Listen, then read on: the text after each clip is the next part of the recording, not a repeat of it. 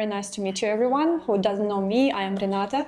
As Asim says, we are helping to organize this, but I'm like, in my heart, a woman in tech, as always. So I'm very happy to introduce you, Isabella. Isabella is an advisor, is founder. She's a very big expert in YPO launching. She's a very big expert in different verticals of business like HealthTech, Fintech, AI, and many more. But it's much better for the person to speak of himself than me. So Isabella, please, shall we start with a small introduction about your experience? This is your first time in Kazakhstan, about your impressions, and we will take it from there. Awesome. Thank you very much for having me. I've been in Kazakhstan for probably 14, 16 hours by now. So I just landed earlier this morning. Took a red eye to come see you, to come see the ecosystem, the startup ecosystem here in Kazakhstan. I'm super, super excited. Thank you for having me. Very, very brief intro about me. My whole career has been at the intersection of financial services and technology. I started my career in BPO consulting, working with Fortune 500 companies, advising them. That's given me an immense amount of exposure to a lot of industries. And I'm nothing but a problem solver. So when I saw the complex problems and challenges that financial services had, I thought that's an industry for me to delve in and try to address. So I deep dived into financial services. I worked with some of the bigger banks in the MENA region. From there, I moved to big tech. So I was with Amazon for about 6 years as a chief operating officer for the Fintech business.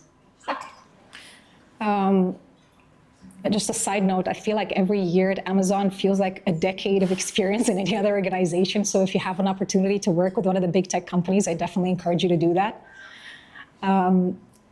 Afterwards, I joined a private equity firm in Brookfield. They hold about $1 trillion in assets. So I led a $5 billion deal an M&A deal in financial service, in fintech in particular. I've been investing in advising startups, and I feel like now is time for me to delve into the deep end of entrepreneurship as well. So I started my own tech and AI company, solving for complex problems in the health tech space. Very, very briefly about me. Thank you so much, Isabella. Why I'm hosting this podcast today is because Whitehill actually launched an Alfarabi Innovation Hub in Saudi, and now we're not just investing in startups, but we are locating them and soft landing them in Saudi and the whole Middle East region.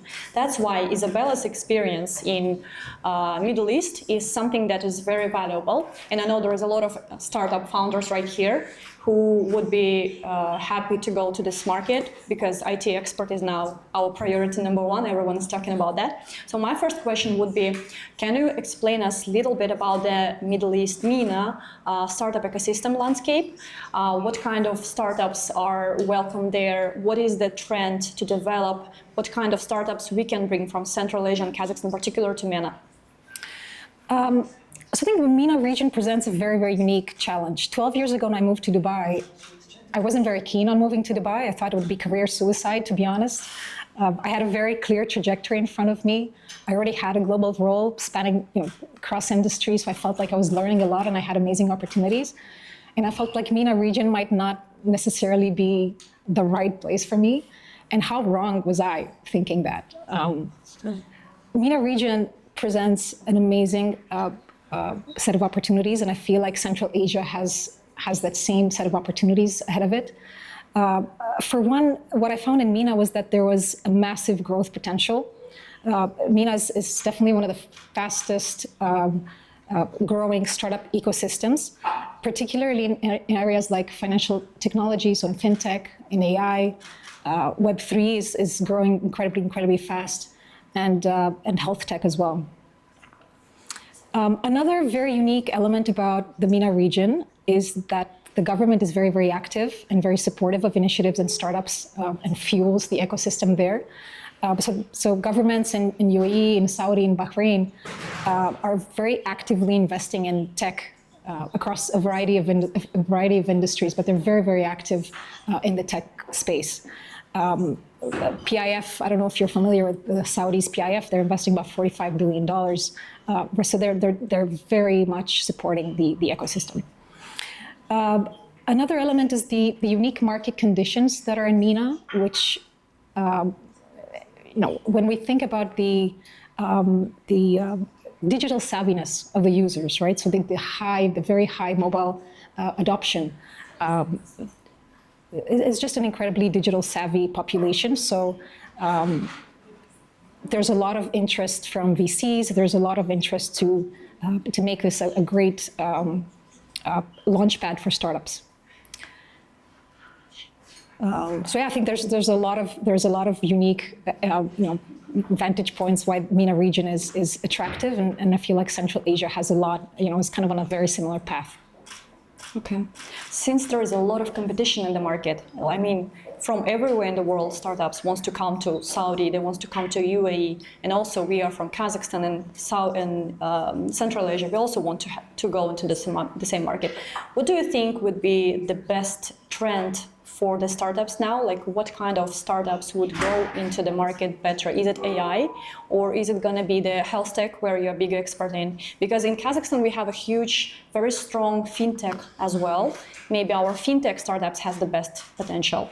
Which vertical you think is the best now for now? So I definitely think that Fintech is probably one of the primary and the most prime and the most ripe industries for fostering innovation. MENA in particular, I feel like has leapfrogged traditional banking. There's super apps, there's embedded finance, there's digital wallets. So there's a suite of products and services wherein Fintech has solved for in the MENA region. Now, AI and automation, again, is one of the areas that is key and that's booming, and there's a lot of investment in as well. So separately from Fintech, just more generally AI and automation. And we talked a lot about the emergence of agentic AI.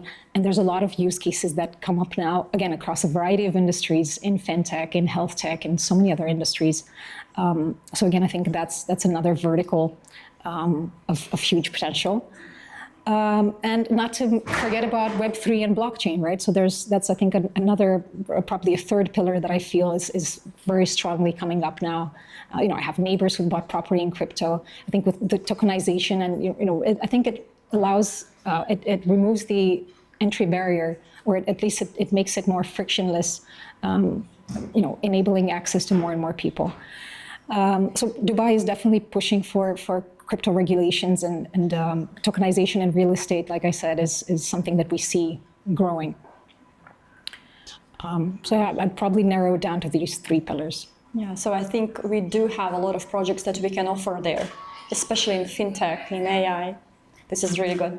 I've seen that you've participated in a lot of different women in tech, empowering women events, and had speeches there. I cannot not to ask you, because the Middle East is, in our mind, is a very unique culture and traditions. How do women-founded startups or companies are living in Middle East? Do they have any limitations, regulations? There's a lot of women-established companies right here, or woman-led companies right here. Do we have to? What is the potential for us in Middle East? And maybe you have some success story or some good example where a woman founded or leading a company had really great success in MENA. I mean, I feel like there's definitely a lot more opportunity and potential for the MENA region to develop more talent and more successful talent. Being part of the YPO community has exposed me to a lot of the founders that I didn't really even know that exist. I think we're not very good at marketing ourselves. I think we're deep problem solvers. We focus on solving a problem, or perhaps we might not be as best at putting ourselves out there, showing to the world what we're building, what we're solving for. So I definitely feel like there's potential to, even through communities like this, right, to create more noise, to create more visibility and awareness about what each of us are building and what we're solving for. I think there's a lot of challenges that women face. I've definitely been in boardrooms where people would not even shake your hand, or men would not even make eye contact. And it makes it that much more difficult because you have to prove yourself extra, you have to work extra hard to prove yourself. But I feel like progress is being made, and we're in a much better position now. Another element, I feel like there's, with networks like this, mentorship, access to mentorship, how we create opportunities for mentorship is something that can make or break somebody's, a young founder's startup success. So I think our openness to give our advice and to give our recommendations and to lend our subject matter expertise that we've built in a certain industry matters so much. It's not just our right, it's our responsibility as well to pass the baton and to share from the lessons learned that we've had. Not just the success story, we all like to shine and we all like to tell a good story, but it's also about the challenges. I think we learn more or most even from the challenges and the failure and the struggles. So again, I think communities like this is what we need to double down on to invest in and empower more people, more women to be successful. Great. And I think Kazakhstani women and girls are very good at challenges and problem solving. Yeah. Yes. I think there is a lot of potential, even for the female founded, especially in Fintech, AI, and Web3 and HealthTech. And it doesn't matter if you're a woman or not. There is a lot of potential. And in Saudi, in the Vision 2030 that they have a specific KPI for woman-founded startups. And Saudi is one of the most strict countries, right? And they are opening right now. I've been talking with local people, and they're saying our daughters have 2 or 3 high educational degrees, and they are proud of that. That's and right. When I heard that, I don't know, my heart was melted because it was so cool. I was not expecting that. So I think, to wrap up all of this conversation, the Middle East and MENA particular region should be one of the top priorities for startups like our region, like Central Asia. We can go there as female, as woman in tech, but the most important part is to find a community and to find mentors. Yes. I think cross-collaboration between these 2 geographical hubs is very, very important. So finding these little bridges, creating these little bridges if they're not there, I think it's critical to share best practices between the regions. So I feel like there is a new idea, Siem, to organize for us, is to have the connection between Central Asian women in tech in Kazakhstan and women in tech in Saudi and UAE, like a bridging, because our regions are very close in economic and financial.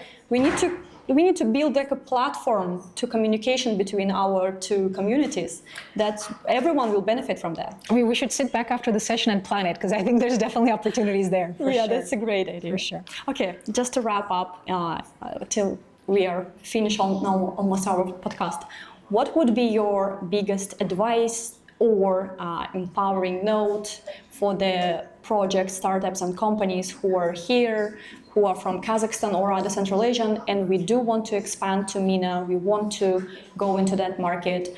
Do you believe in us? Do you think we can make it? And any kind of advice from you? For sure. I mean, again, growing up, I've had women leaders, and I've seen, my family doctor, my lawyer, so I think having examples of strong women leaders is definitely important. Having mentors is incredibly important. So going out, seeking such mentors, whether it's from Central Asia itself or MENA or other regions, I think, again, it's incredibly critical. I definitely feel like the Central Asia population has an incredible talent. From what I've learned from the Whitehill team, from what I've heard from, I've learned a lot about the talent here. So I think there's definitely a lot of opportunity.